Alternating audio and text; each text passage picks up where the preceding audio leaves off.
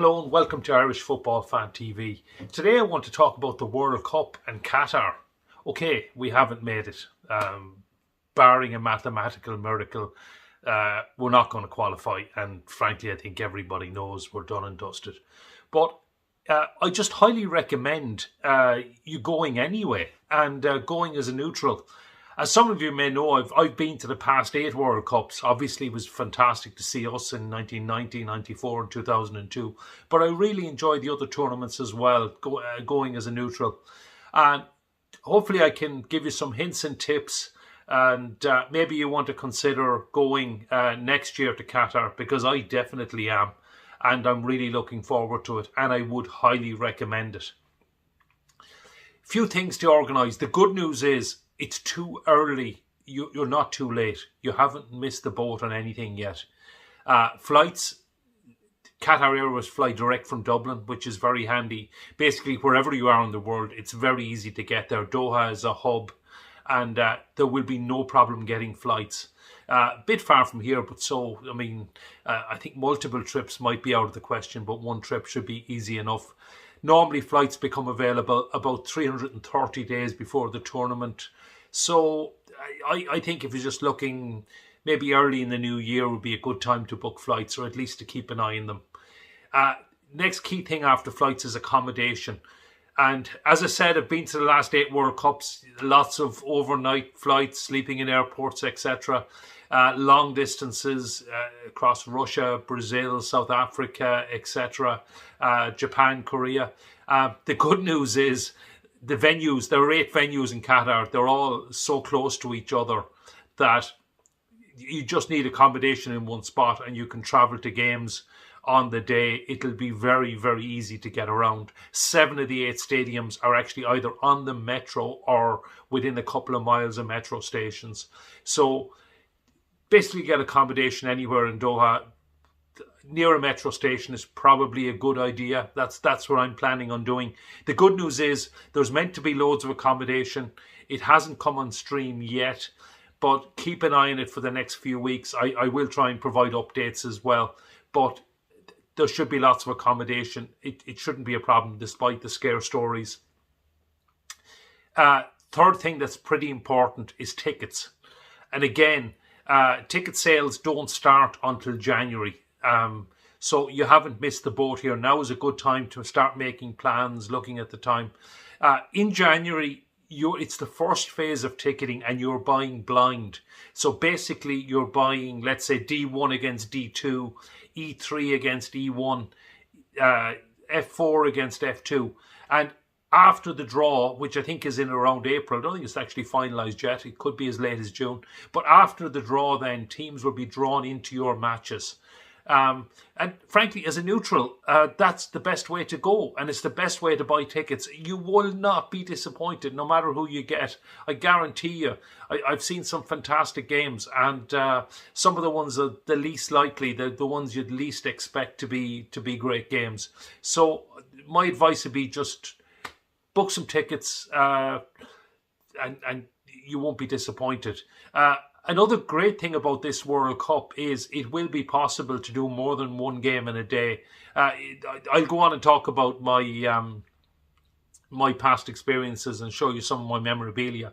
But I managed to do that twice in South Africa.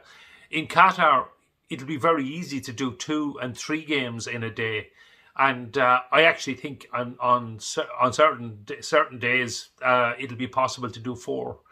And now I don't know whether it's quite tiring, so we'll see. But I'm certainly on for giving it a go on at least one occasion. 4 World Cup games in a day, that could be quite a challenge. But look, the one thing I'd say, the World Cup, it is the biggest sporting event on the planet. And it is really amazing to be there. I highly recommend it. You will go there, go with friends, go with family. You'll make some amazing memories. Going to share some of mine with you. Some fantastic photographs. Got to go for part of 1990. My father was there as well. My brother and sister. I come from a football mad family. My brother and sister have been to World Cups, and I got to bring my own children to Brazil and Russia as well. and really make some amazing memories. So again, I'd highly recommend it. And well, have a look at some of my memories now and some of my thoughts, and look back at some of my memorabilia of the 8 World Cups I've been to, and maybe you can do and make some memories of your own next year in Qatar. I come from a football mad family. My father has been fortunate enough to get to 4 World Cups. His first one was 1966. He actually got to see some of the great players such as Eusebio, Bobby Charlton, Bobby Moore. Unfortunately, he wasn't as good as me at keeping his tickets. First one I saw on the TV was 1974. It's my first memories.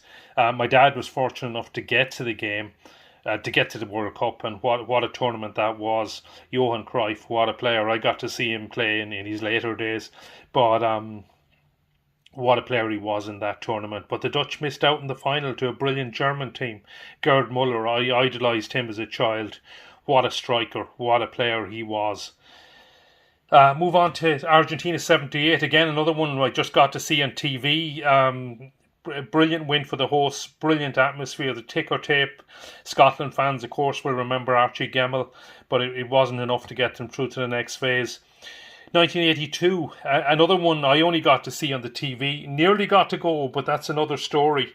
What a World Cup for our neighbours in Northern Ireland. I still remember Billy Hamilton going down the wing, putting the ball across. Arcanada pushes it out, and there was Jerry Armstrong. Northern Ireland won, Spain 0 in Valencia. What a win. Northern Ireland qualified again in 86, but it was another tournament I just got to see on TV.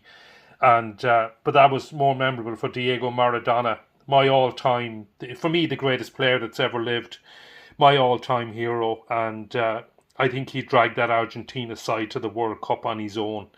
And what a win that was. But move on 4 years and we qualify for the first time. Italia 90 and Republic of Ireland. What a game to kick off the World Cup. England in Cagliari, the old enemy. I was fortunate enough to have been in Stuttgart 2 years earlier when we beat them 1-0. We didn't manage to beat them 1-0 this time. We trailed 1-0 to a Gary Lineker goal. But when all seemed lost, Kevin Sheedy, a rasping shot into the bottom corner past Peter Shilton, 1-1. Down as one of the worst games in the World Cup history. I don't agree. I really enjoyed it. Possibly another candidate for one of the worst games in World Cup history was a few days later in Palermo against Egypt, a 0-0 draw on a Sunday afternoon. And we were back in the same stadium a few days later and managed a 1-1 draw with the Dutch, or a 1-1 win as I like to call them, as Niall Quinn scored an absolutely crucial goal when again all hope seemed lost. And that set up a round of 16 clash with Romania in Genoa. And one of the most memorable afternoons in Irish football history. 0-0 after 120 minutes. Not a great game. We didn't have too many great games in that World Cup. But what a memorable penalty shootout. Paki Bonner, what a save from Daniel Timofte. And then David O'Leary sent Sylvia Lung the wrong way. We were through 5-4 on penalties to face Italy in the quarterfinals, the hosts in Rome. What an occasion. Toto Schillaci broke our hearts. But I suppose we deservedly lost on the night. No complaints on that. But I also got to see some other fantastic games as a neutral in that World Cup. It's something which I really enjoy. Brazil-Argentina. I got to see Diego Maradona again. I'd seen him in Naples earlier on against the Soviets. But what a pass for Claudio Caniggia. And what a win for Argentina over Brazil. And another memorable game from that World Cup was in Verona. Yugoslavia 2, Spain 1. Dragan Stojkovic, the current Serbian manager, the man whose team has effectively put us out of contention for Qatar. But Pixie was quite a player in his day as well. He scored both goals as they put Spain out.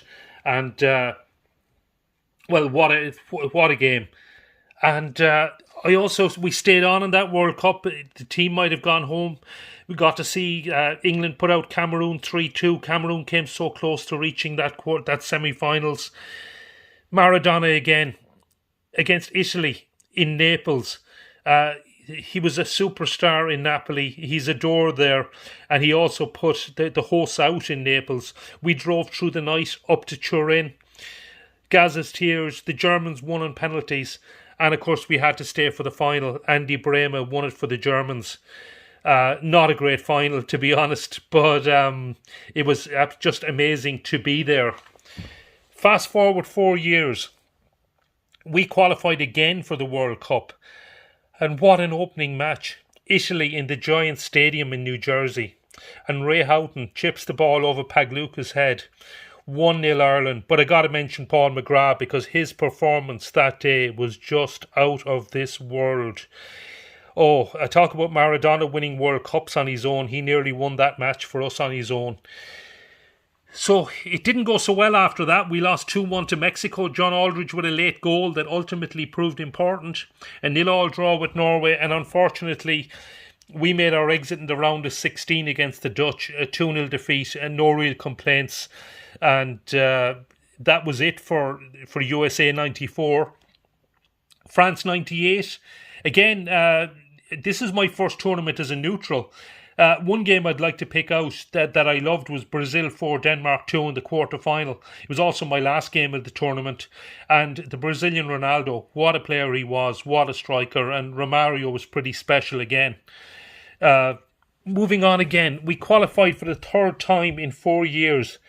Niigata, Republic of Ireland against Cameroon, the African champions, the Olympic champions. There were other issues which I'm not going to get into. Saipan still divides people in Irish football. But Matt Holland with a crucial second half equaliser. 1-1 draw. And a few days later we were off to Ibaraki to face the Germans. Miroslav Klose, what a goal scorer he was, put them ahead. But Oliver Kahn, what a display of goalkeeping. I don't know how he kept out so many efforts. In the end, when all hope was lost, 92nd minute, Niall Quinn flicked it on and Robbie Keane, our greatest ever goal scorer, and what a goal. 1-1. And that sent us to Yokohama, the last game of the group. And we just needed to beat Saudi by more than Cameroon had beaten them. And we did 3-0.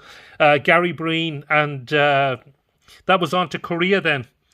To Suwon, to face Spain in the last 16. Oh, so close, so close. The missed penalty, the missed chances. And in the end, it came down to a penalty shootout and it went Spain's way. It wasn't to be. But in that tournament again, I got to see some fantastic games as a neutral. One that definitely sticks out for me is Korea 1, Portugal 0. I didn't get to see Japan in Japan, but we did get to see Korea. And what an atmosphere. It was just really special. The whole country had gone football mad for the tournament. And it was really special to be there. And but even games that you wouldn't expect to be so special, like Mexico, Ecuador. Great atmosphere, 2 fantastic sets of fans a long way from home. And but then it was on to Germany. And when the World Cup gets close by and easy to get to, we just don't seem to make it. We always end up in the ones that are far away. But again, I love going to these tournaments. I managed to make 4 trips to Germany. Got to see loads of memorable games, starting with Germany-Costa Rica, 4-2. Really memorable game. And I didn't get to stay for the final. I did get to see the semi-finals. And Italy putting out the hosts, that was really special. Great atmosphere in Dortmund. Moving on, 2010, South Africa, the first World Cup in Africa. What a game to start with. Spain against Switzerland. What a shock. The Swiss won 1-0. Spain had, of course, the last laugh, ended up winning the tournament. But again, some memorable games in that tournament. I got to see North Korea play Portugal in Cape Town. And I got to see Diego Maradona again as a manager. Argentina, it was just watching him in the warm-up, passing with his side. It was just superb. So fortunate to get to see him in the World Cup, but also to get to see him as a manager. Serbia beating Germany. What an occasion. What a surprise. But the Serbs couldn't make it out of the group. First World Cup and the only World Cup so far managed to get 2 games in the same day. Ghana, Australia and Rustenburg, and then off to Pretoria for Cameroon, Denmark. Managed it again. USA, Algeria. Oh, that afternoon in Pretoria, and Landon Donovan. What a game, end-to-end match. And Landon Donovan won it for the Americans right at the death. Both teams had to win. And we did get back to Johannesburg that night for Ghana, Germany. But it was a bit of a damp squib, to be honest, at that point. Moving on to Brazil, 2014. I think if I ruled FIFA, the World Cup would never leave Latin America. The fans, the atmosphere, it's absolutely amazing. Again, what a tournament, what an atmosphere. With all the horse trading and the tickets with my brother and sister, etc., I didn't get to see Brazil in 2006 or in 2010, even though we had tickets, but I wasn't going to miss them this time. And I got to see them play Mexico. Not a great game, brilliant atmosphere, scoreless draw. I got to see actually all 3 Mexico group games. The Mexico have amazing fans, well, highly recommended. Did get to see, my last game in Brazil was actually a 1-1 draw with Chile in the round of 16. And Brazil won on penalties. What an atmosphere in Belo Horizonte. But I mean, just about every game in that tournament was really special. Brilliant atmosphere. Great to be there. And you don't just get tickets as souvenirs now. You get these cups, whether you have a soft drink, whether you want a Coca-Cola or a water. You get these really nice cups with all the flags and match details. Or if you want to have a beer, again, you get more cups to collect. I'm one of these people... You'll probably see drinking too much at these games just to get the cups. Moving on to Russia. And one of the negatives around the World Cup has been so much negativity, particularly in the British press. And so much false information, because Russia was absolutely amazing. It was a fantastic tournament. I don't know anyone who went there that would have a single bad word to say about it. The atmosphere of the games was brilliant. The organisation was brilliant. As indeed I've enjoyed every tournament I've been to. Managed to get back for the final this time. But also got to so many games, travelling around that amazing country. And seeing some fantastic matches. The hosts were great to watch. And it really makes a tournament when the hosts do so well. Started off with a 5-0 hammering of the Saudis. And a great win over Egypt as well, and went all the way to the quarterfinals. And I have so many fantastic memories of Russia, and what a tournament. And of course, so many cups. Maybe you can see how many of those. But my advice, just ignore the doubters, ignore the stories, the negativity. Just go to Qatar. I promise you'll really enjoy it.